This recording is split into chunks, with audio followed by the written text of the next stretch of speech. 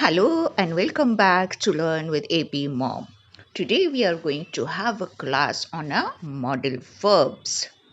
In one single class, you are going to learn what are modal verbs, the rules around usage of the 9 modal verbs, and the 6 categories of meanings. And of course, lot of examples. This is a huge lesson, so get your pen and paper and let us get going. Before we start, let me know from where are you watching so that I can send you a huge hug. And if you are new to my channel, don't forget to write a comment, subscribe and share with your friends. There are 9 modal verbs: can, could, shall, should, will, would, may, might and must. What are they?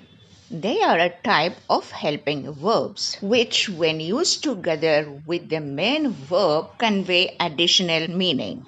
What kind of meanings? Modal verb can help us convey the possibility or ability.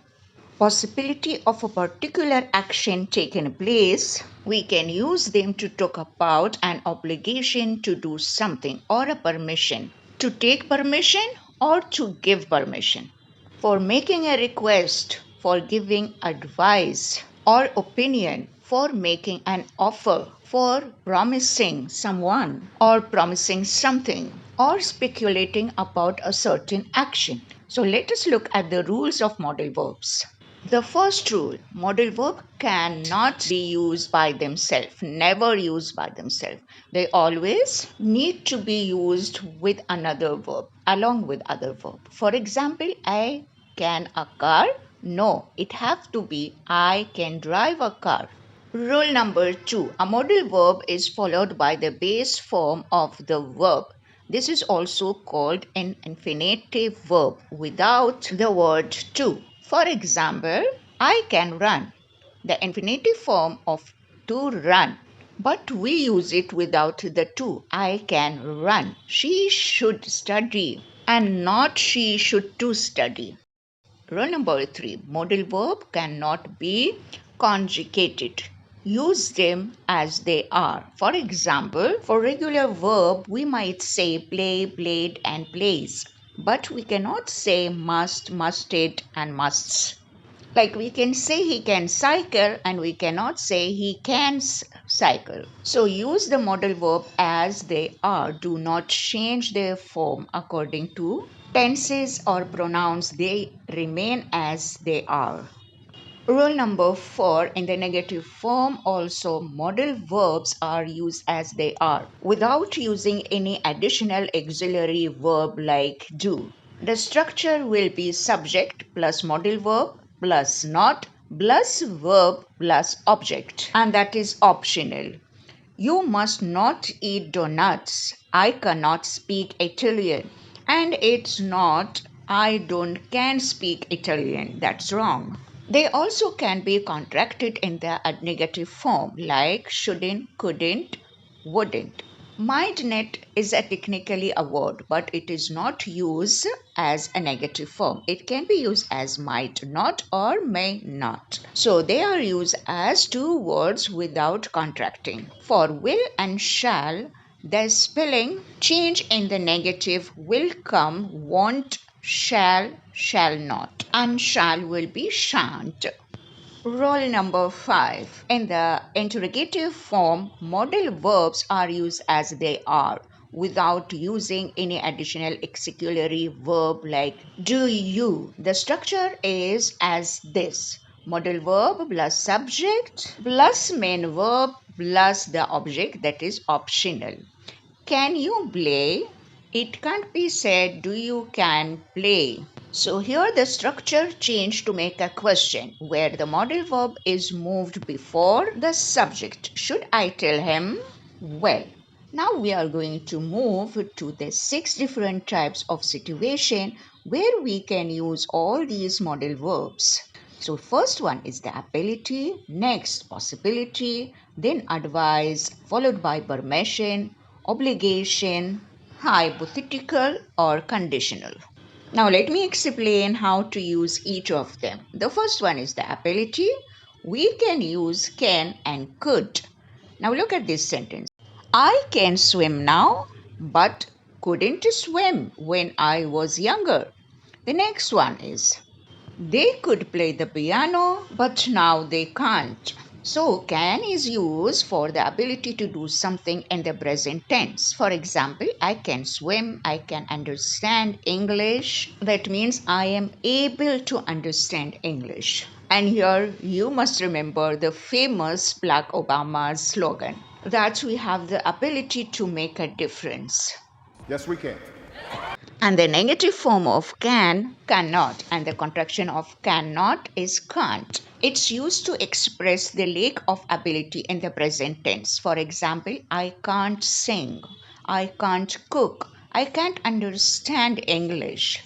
And here notice something that cannot is the only negative model which is written as the one word cannot, and all others are written as two words could not, should not, may not, will not. Now, could is used for an ability that existed in the past. For example, she could run very fast when she was younger. He could speak fluent English when he lived abroad. Could not or the construction couldn't is used for the lack of ability in the past. She couldn't find her keys yesterday. He couldn't swim when he was a child. The second category is possibility. Here comes must. Must express a high degree of likelihood or probability. She's been studying hard. She must be well prepared for the exam. Shall. Shall is used to predict a future event with a responsible degree of certainty. For example, the train shall arrive at 10 a.m. The sun shall set in an hour. Will. Will is used to make predictions about the future. For example, it will rain later today. He will probably arrive late to the meeting. Should. Should is used to express probability with some expectation. For example, it's already 6 o'clock. He should be home by now. If I should visit China, I will surely visit you. And if someone stays in China or live in China, drop a message below. Can. Can is used to express the potential of something happening. For example, it can rain later. The team can win the game if they play well. Could. Could is used to express conditional or hypothetical possibility. For example, I could meet you for lunch tomorrow if my schedule allows. So it is uncertain and hypothetical. It could happen or it could not. May. May is commonly used to express possibility or probability. For example, it may rain later. They may arrive today. Might. Might is used when the chance of something is lower. It's a lower degree of may. For example, he might be at home or he might be at work. It means I am not sure. And remember, in their negative forms, most modal verbs express a similar degree of impossibilities as they have in the positive form. So now let us have a look at all the modal verbs that is used to give us advice, suggestion or recommendation. Asking for advice or offering help. First, let us have a look at giving advice or suggestion. Must and should are the strongest recommendation words. For example, you should eat more vegetable for a healthy diet. You must see the movie, it's fantastic. But here, could gives the options. For example, you could wear your red dress and your black shoes. Might can be used for a formal sounding suggestion. For example, you might like to try one of our wonderful desserts. Can. Can is an informal substitute of could. For example, you can pick up Jenny from the airport on your way back. Next, shall. Shall is seldom used, but in the question form, we can use it to give suggestion. Shall we sit in the balcony? May. May can be also used in an informal context. You may join yoga class to reduce stress. And here is ought to. Ought to is a formal and old-fashioned. It's also used to give a strong recommendation. You ought to arrive early for the meeting. You ought to follow the rule. Asking for advice. When you are asking for advice, pick up all the polite modal verb out of your bag. Would, could, and should. What should I do if I have a conflict with a colleague? Could you give me some advice on how to improve my writing skills? I would love your opinion on the matter. Offering help. Can, could, and may. These are the most common modal verbs used for offering help. I can help you with your project. Can I help you with anything? I could give you a ride to the airport. Could I be of any assistance to you? May I assist you with carrying those bags? Will, would, and shall can be also used. For example, I will bring biryani to the party tomorrow. Would you like me to drop you? Shall I make you a cup of coffee? And remember that would and shall are formal. The fourth category are giving permission. Can, could, and may are commonly used to give permission. You can go to the party if you finish your homework. You may use my computer to complete your assignment. You could borrow my car for the weekend. This is also given an option. Asking for permission. The same modal verb can, could, may are used to obtain permission. Can I borrow your book, please? May I have the classroom early today? Could I borrow your umbrella? All these are polite and formal. In addition to can, could, and may, will and would are also used to make requests. Will you close the door when you leave? Would you mind passing me the salt, please? These all considered polite and request. Category number 5 is obligation. Must, should, have to are the most commonly used modal verb to express strong obligation. Have to is semi-modal verb. You must submit your assignment by tomorrow. Students should study for their exam. Employees have to follow the company codes of conduct. Now let us have a look at these two sentences. I have a toothache. I must see a doctor.